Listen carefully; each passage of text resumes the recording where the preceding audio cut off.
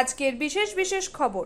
সাধারণ মানুষের নাগালের বাইরে শাকসবজি থেকে মাছ মাংস, কি পদক্ষেপ মুখ্যমন্ত্রী? বাগদায় ফের ছাপ্পা ভোটের অভিযোগ ঘিরে তুমুল উত্তেজনা, গো ব্যাক স্লোগান। বাংলায় 4টি বিধানসভা কেন্দ্রে চলছে উপনির্বাচন। বাদামবীজ পঞ্চায়েত অফিসে নতুন দুর্নীতির পর্দাফাশ। অন্তত 5টা বেআইনি নির্মাণ ভাঙার প্রমাণ দিয়ে তীব্র ভৎসনা বিচারপতি অমৃতা সিনহার। এবারে আসি বিস্তারিত খবরে। সাধারণ মানুষের নাগালের বাইরে শাকসবজি থেকে মাছ মাংস, কি পদক্ষেপ মুখ্যমন্ত্রী? শাকসবজি থেকে মাছ মাংস দাম বাড়তে বাড়তে কার্যত মধ্যবিত্তের নাগালের বাইরে চলে যাচ্ছে। বাজারের বাজেট ঠিক করতে ঘেমে একসা হচ্ছে সাধারণ মানুষ। এই পরিস্থিতিতে মঙ্গলবার মূল্যবৃদ্ধি নিয়ন্ত্রণে তৈরি বিশেষ ট্যাক্স ফোর্সের সঙ্গে বৈঠক করেন মমতা বন্দ্যোপাধ্যায়। এদিন মুখ্যমন্ত্রী বলেন, বর্ষা এসে গেছে, তাও কিন্তু দাম কমার লক্ষণ নেই। বাজারে যেতে মানুষ ভয় পাচ্ছে। আলুর দাম গত বছর এই সময় ছিল 22 টাকা, এবারে আছে 35 টাকা।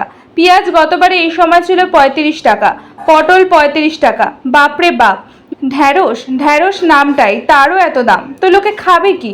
আমার মনে হয় বেশি মুনাফার লোভে কিছু লোক আছে না, বেশি লোভী হয়ে গেছে। আরো চাই, ফলে এর পিছনে কৃত্রিম একটি চাহিদা তৈরি করা হয়। নানা রকম চক্র কাজ করছে, বড় চক্র। বাগদায় ফের ছাপ্পা ভোটের অভিযোগ ঘিরে তুমুল উত্তেজনা, গো ব্যাক স্লোগান। বাগদার দিহিলদহতে তুমুল উত্তেজনা, কেন্দ্রীয় বাহিনীর সঙ্গে বচসা তৃণমূল কর্মীদের। বিজেপি প্রার্থীকে গো ব্যাক স্লোগান।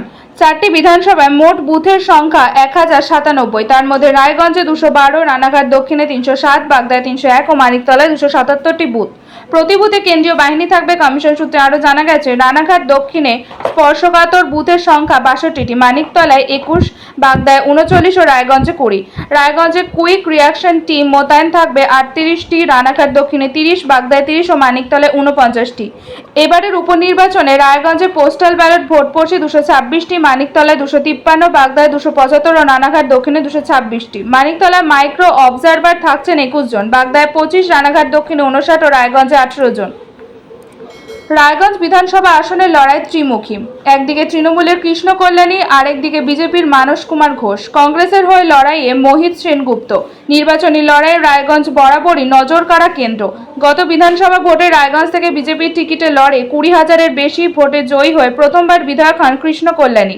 কিন্তু ভোটে জেতার কয়েক মাস পর থেকেই বিজেপি নেতৃত্বের সঙ্গে মতবিরোধ বাড়তে থাকে তার। 2021-এর অক্টোবর মাসে তৃণমূলে যোগ দেন কৃষ্ণ কল্যাণী।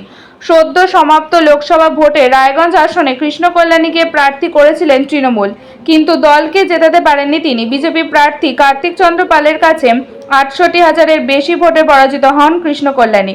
লোকসভা ভোটের বিধানসভাভিত্তিক ফলের নিরিখে রায়গঞ্জ আসনে এগিয়ে বিজেপি। বাংলায় 4টি বিধানসভা কেন্দ্রে চলছে উপনির্বাচন। লোকসভা ভোট মিটতে না মিটতে উপনির্বাচন। দেশের 7টি রাজ্যের মোট 13টি বিধানসভা কেন্দ্রে চলছে ভোট গ্রহণ। সেই সঙ্গে ভোট গ্রহণ চলছে রাজ্যের 4 বিধানসভা কেন্দ্রেও, যার মধ্যে রয়েছে রানাঘাট, বাগদা, রায়গঞ্জ এবং মানিকতলা। প্রথম 4টি বিধানসভা কেন্দ্র 2021 সালে বিধানসভা নির্বাচনে এবং এই বছর লোকসভা নির্বাচনেও ছিল বিজেপির দখলে। অন্যদিকে মানিকতলা 2 নির্বাচনেই ছিল তৃণমূলের দখলে। বিজেপির প্রার্থী হিসেবে জেতা 3 প্রার্থী পরে তৃণমূলে যোগ দেয়। অন্যদিকে মানিকতলার বিধায়ক সাধন পাণ্ডে মারা যাওয়ার জন্য এই 4 বিধানসভা কেন্দ্রে উপনির্বাচন হচ্ছে। বাদামবীজ পঞ্চায়েত অফিসে নতুন দুর্নীতির পর্দাফাশ। তৃণমূল পরিচালিত গ্রাম পঞ্চায়েত থেকে রাতের অন্ধকারে পাচার হয়ে যাচ্ছে বাদাম বীজ।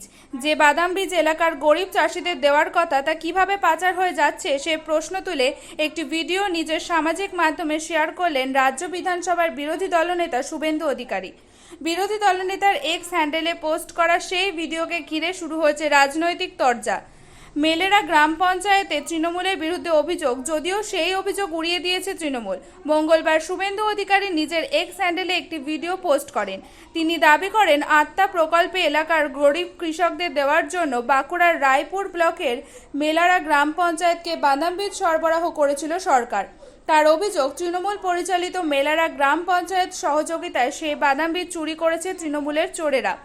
ভিডিওতে দেখা যাচ্ছে মেলেরা গ্রাম পঞ্চায়েতের সামনে একটি ছোট ট্রাকে কিছু বস্তা ওঠানো হচ্ছে।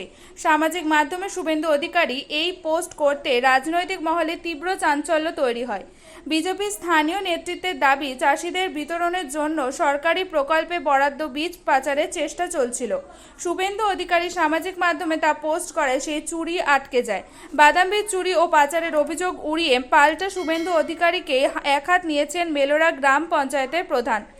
তার দাবি, কৃষকদের দেওয়ার জন্য যে বাদাম বীজ গ্রাম পঞ্চায়েতে এসেছে তা শীঘ্রই উপযুক্ত চাষিদের মধ্যে বিতরণ করা হবে। বাঁকুড়ার নবনির্বাচিত তৃণমূল সাংসদ অরূপ চক্রবর্তী বলেন, বাদাম বীজগুলি চাষিদের মধ্যে বিতরণের জন্য পঞ্চায়েত অফিস থেকে পার্শ্ববর্তী একটি গ্রামে নিয়ে যাওয়া হচ্ছিল। সেই ছবি পোস্ট করেই এখন রাজনীতি করার চেষ্টা করা হচ্ছে। অন্তত 5টা বেআইনি নির্মাণ ভাঙার প্রমাণ দিন, তীব্র ভৎসনা বিচারপতি অমৃতা সিনহার। বেআইনি দখল নিয়ে চাপান উত্তর চলছে, এরই মধ্যে বেআইনি নির্মাণ নিয়ে বিস্ফোরক বিচারপতি অমৃতা সিনহা। অভিযোগ, পূর্ব কলকাতা জলাভূমি বুঝিয়ে বহুতল বাড়ি, কারখানা, এমনকি রিসোর্ট হয়েছে। ফের সেই সমস্ত জায়গাকে দ্রুত আগের অবস্থায় ফেরাতে হবে, নির্দেশ কলকাতা হাইকোর্টের। ওয়েটল্যান্ড অথরিটিকে 31শে জুলাই কাজের অগ্রগতির রিপোর্ট নিয়ে আসতে হবে। একই সঙ্গে বেআইনি নির্মাণের যাবতীয় নথি সিএসি ও WBCEDCL-কে দিতে হবে। কোথায় কোথায় বেআইনি নির্মাণে বিদ্যুৎ দেওয়া হয়েছে সেসব খতিয়ে দেখে রিপোর্ট দেবে ওই দুই সংস্থা। নির্দেশ বিচারপতি অমৃতা সিনহার। ক্ষুব্ধ জেলা শাসকের ভূমিকা নিয়েও এদিন এ প্রসঙ্গে সওয়াল জবাবের সময় কার্যত ক্ষোভে ফেটে পড়তে দেখা যায় বিচারপতিকে।